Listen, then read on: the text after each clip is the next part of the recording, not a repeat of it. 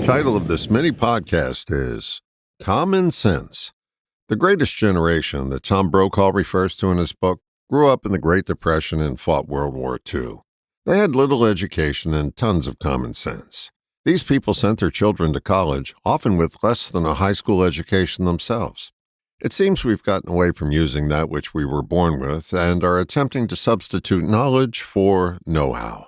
For the record, I not only think higher education is great, but also not a necessity for everyone. Reminds me of a story. The first civilian police force my son joined required a college education for all their police officers. According to the captain, part of the reason it was required was to get cops with a higher maturity level and ones who demonstrated the ability to start and complete something. But you can't teach common sense. For example, if you were a college-educated meter maid, would you ticket a hearse in a no-parking zone during a funeral?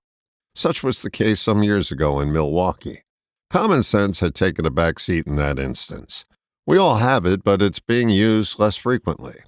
Common sense has gotten edged out by our conditioned notion that others know better because they're more learned than we.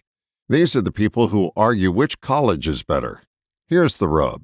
Harvard and insert your community college here both graduate some educated morons, ones who forget they have common sense.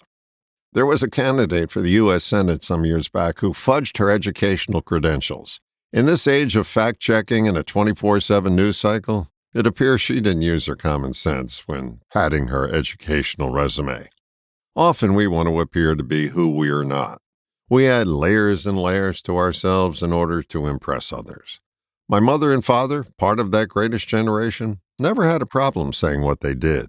My dad said, "I'm a bricklayer," and my mom said, "I'm a waitress," and they said it with pride and no sense of being less than. Common sense will never have you feel inferior. Only a conditioned sense can do that. I'd recommend that you get all the education that's necessary, but less than you need to forget that you have common sense. All the best, John.